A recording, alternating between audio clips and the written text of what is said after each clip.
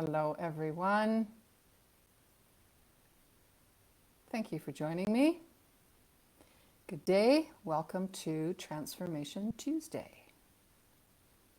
Please say hello in the comments if you're watching with me live or watching the replay.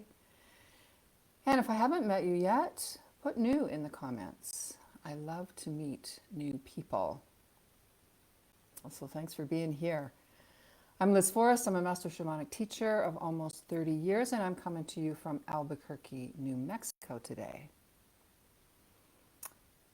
So today I'd like to ask you, what conditions do you need to focus on something in your life that needs your attention? And what prevents you from focusing? Yeah. What conditions do you need to focus? In the Toltec practices that I work with and teach, we use the power of our intent to co-create what it is we are desiring to manifest in our lives. It's a practice, powerful practice, that actually powers the transformation of energy and allows for the realization of our dreams or our desire. Same thing, right? Our dreams and our desire. Yeah, the power of intent. But this does not mean we set our intent once and then, we kind of sit around and wait for our manifestation to arrive. No, it doesn't work like that.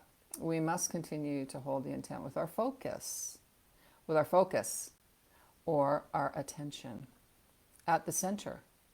Yeah, with our focus at the center of our attention. So how do we do that? How do we do that to keep our focus unwavering on something that we know needs our attention in our life? Yeah, needs our attention. And we also want to shift into a different manifestation of that. So how do we do that when the conditions presently might not be the most ideal for focusing? I'd love to hear from you. How do we do that? I can share that in my early days of writing and teaching, to prepare, I had to have the house or the environment all quiet, no noise. I had to have my house clean and my laundry done and all the chores finished. You get the idea, right? I had every reason I could come up with to not focus. Yeah. Then one of my early meditation teachers told me, after a particularly long sit, that if you can't meditate, Liz, in Grand Central Station, you can't meditate. That really stuck with me, and it has stuck with me until now. It's a great teaching, and I understood as time went on the underlying teaching that he was offering me, which is it's never, okay, now I'm going to say never, or very rarely, going to be my perfect condition to meditate or to focus on what is needing my attention. Ooh, and I'm just getting some feedback that the audio is not happening. I'm going to keep going. Let me know if that changes, or maybe it's at your end, Irene. Thank you for that feedback. Okay, here we go. So let me just repeat that. Yeah, okay, where was I? About that the conditions are never or very rarely going to be my perfect condition to focus on what's needing my attention in my life, which does not mean we give in to the unrealistic conditions we think we need to focus. Thanks, Irene. My words are being printed. Perfect. Okay. Well, whether it's audio or visual, I hope you're getting this clear. Yeah, the conditions are not perfect. It doesn't mean that we give in to the unrealistic conditions or standards we think we need to focus. So what I'd like to offer you today is some ways to keep your attention, your focus on what is important to you. So first, we get clear on what is needing our attention in our lives.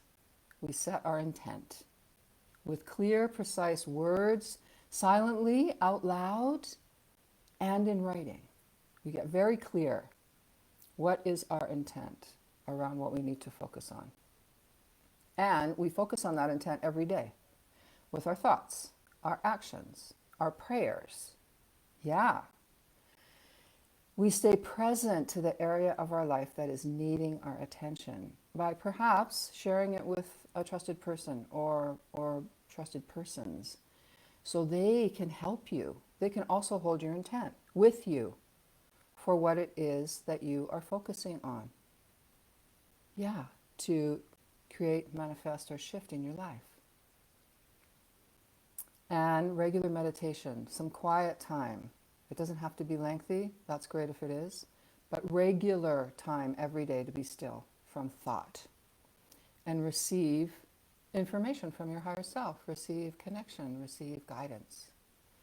Yeah, to prevent your mind and your energy from getting fragmented all over the place. We're honing our energy, our thoughts, our actions in our focus.